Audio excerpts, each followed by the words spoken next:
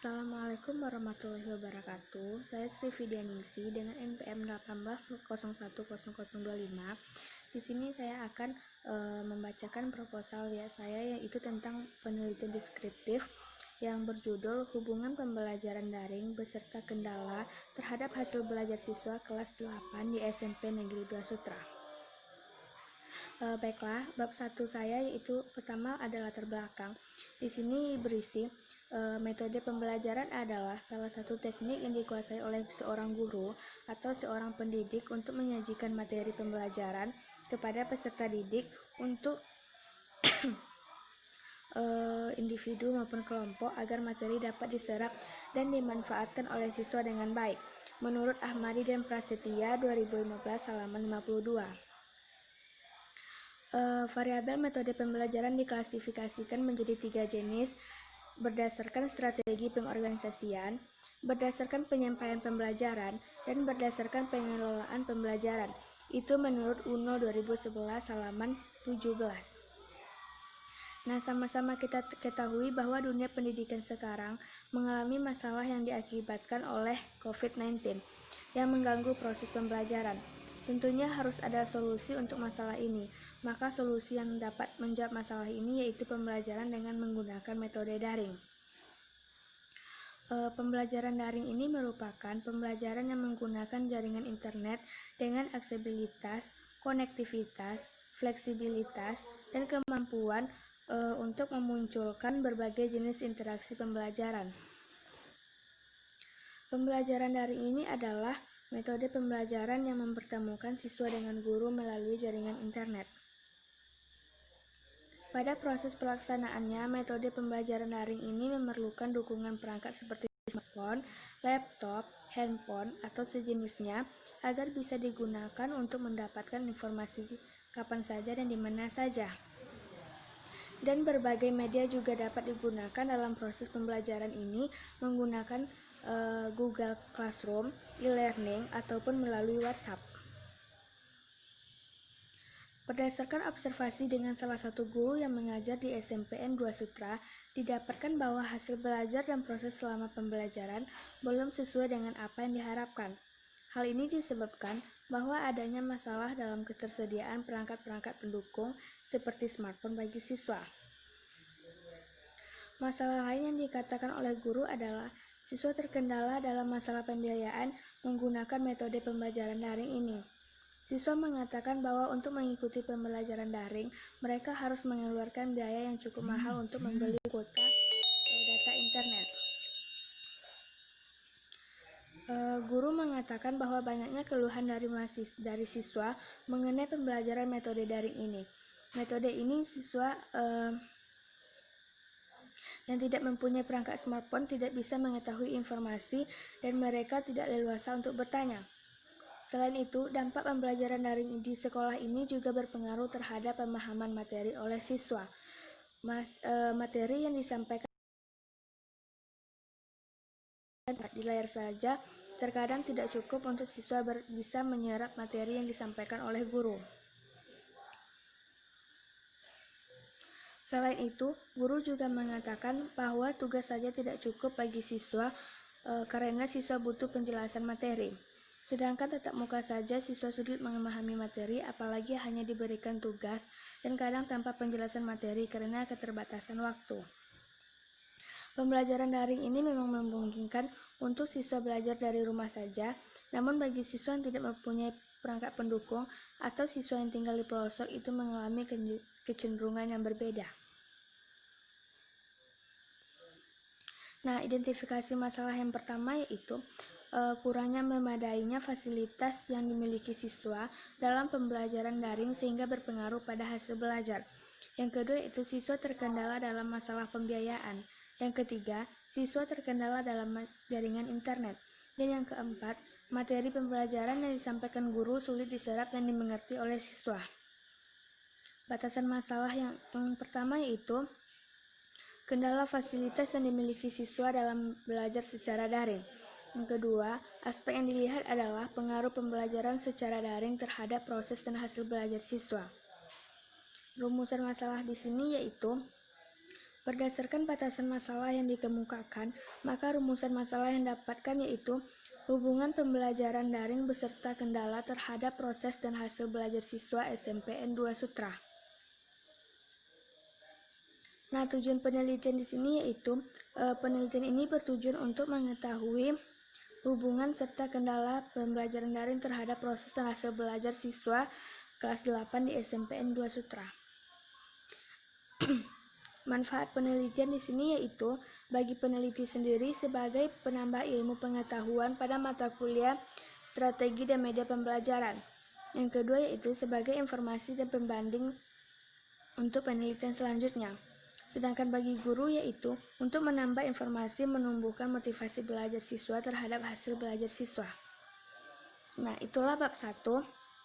Sekarang lanjut ke bab 2, yaitu metode penelitian. Di sini pada bab 2 berisi tentang pembahasan teori.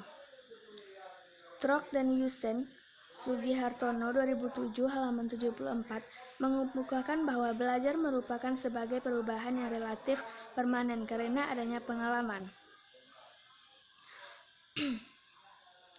Sugihartono 2007 halaman 74 mengatakan bahwa belajar adalah suatu proses perubahan tingkah laku sebagai hasil interaksi individu dengan lingkungannya dalam memenuhi kebutuhan hidupnya. Sedangkan Skinner mengemukakan belajar adalah suatu perilaku. Pada saat orang belajar, maka responnya menjadi lebih baik. Sebaliknya, bila ia tidak belajar, maka responnya akan menurun. Sedangkan menurut Jackne mengemukakan bahwa belajar merupakan kegiatan yang kompleks. Hasil belajar berupa kapasibilitas. Setelah belajar, orang memiliki keterampilan, pengetahuan, dan sikap dan nilai. Dari beberapa pendapat tersebut dapat disimpulkan definisi belajar, bahwa belajar adalah suatu proses usaha yang dilakukan seorang untuk memperoleh suatu perubahan tingkah laku yang baru secara keseluruhan sebagai hasil pengalamannya sendiri dalam interaksi dengan lingkungannya.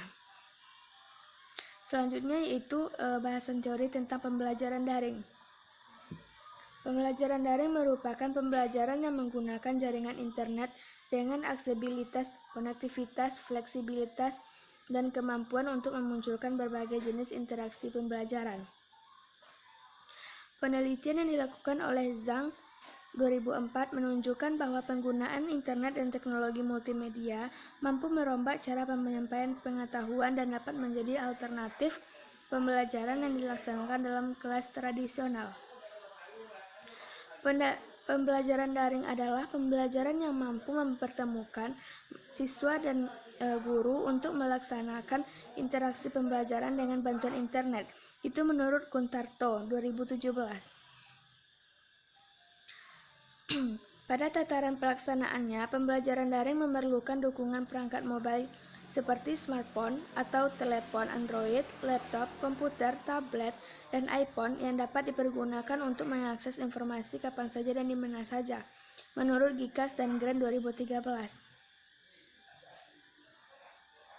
Selanjutnya pembahasan materi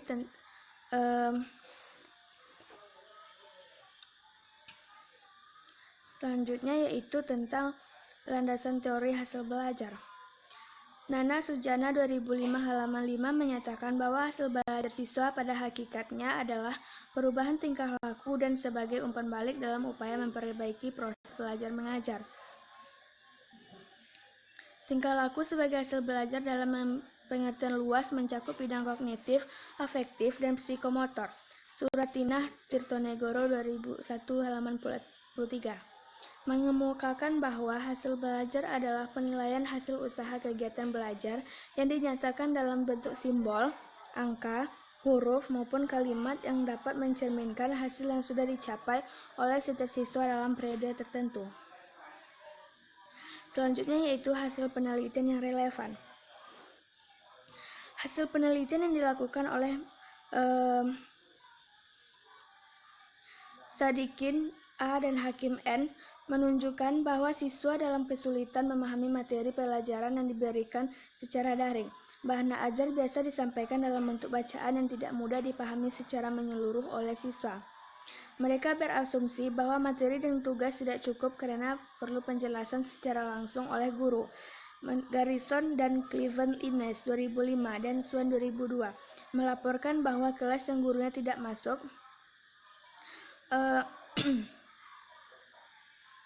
menjelaskan bahwa gurunya yang sering masuk dan memberikan penjelasan lebih baik dibandingkan kelas yang gurunya jarang masuk dan memberikan penjelasan.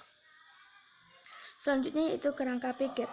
Dari masalah yang terjadi, maka kerangka pikir yang muncul yang pertama itu pembelajaran daring efektif untuk mengatasi pembelajaran yang memungkinkan guru dan siswa berinteraksi dalam kelas virtual yang dapat diakses di mana saja dan kapan saja. Yang selanjutnya itu lemah sinyal internet dan mahalnya biaya kuota menjadi tantangan tersendiri pembelajaran daring. Dari kerangka pikir yang dua ini maka timbullah hubungan pembelajaran daring beserta kendala terhadap proses dan hasil belajar siswa. Selanjutnya hipotesis penelitian.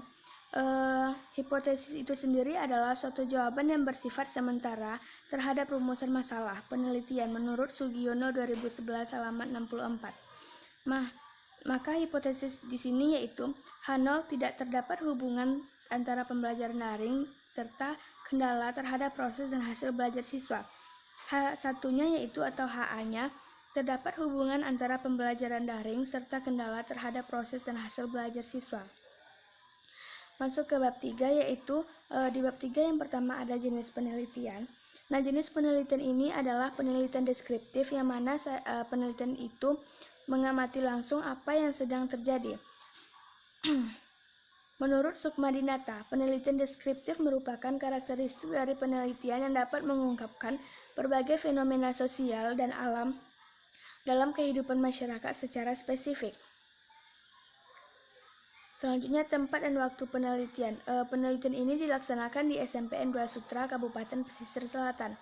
Populasi dalam penelitian ini adalah siswa kelas 8 semester 1 SMPN 2 Sutra. Metode pengumpulan datanya yang pertama melalui observasi. Teknik ini dilakukan pada saat penelitian berlangsung dengan lembar pengamatan keterlaksanaan pembelajaran menggunakan model pembelajaran daring yang diisi oleh observer. Yang selanjutnya ada instrumen penelitian. Yang pertama yaitu menggunakan observasi. Lembar observasi digunakan untuk mengamati keterlaksanaan pembelajaran daring dengan pembelajaran daring. Yang kedua itu ada angket. Instrumen dalam penelitian ini yaitu berupa angket yang digunakan untuk mengungkap tanggapan siswa terhadap model pembelajaran dengan model daring. Angket ini menggunakan skala Goodman yaitu dengan dua pilihan jawaban yaitu ya dan tidak.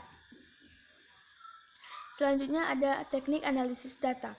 Analisis data digunakan untuk mengetahui kondisi populasi sebagai pertimbangan dalam pengambilan sampel dan digunakan untuk menguji pengaruh pembelajaran dengan menetapkan model daring terhadap peningkatan kemampuan serta proses dan hasil belajar siswa kelas 8. Pembelajaran daring ini efektif untuk mengatasi pembelajaran yang memungkinkan guru dan siswa berinteraksi dalam kelas virtual yang dapat diakses di mana saja dan kapan saja. Sekianlah presentasi proposal bab 1 sampai bab 3 saya. Assalamualaikum warahmatullahi wabarakatuh.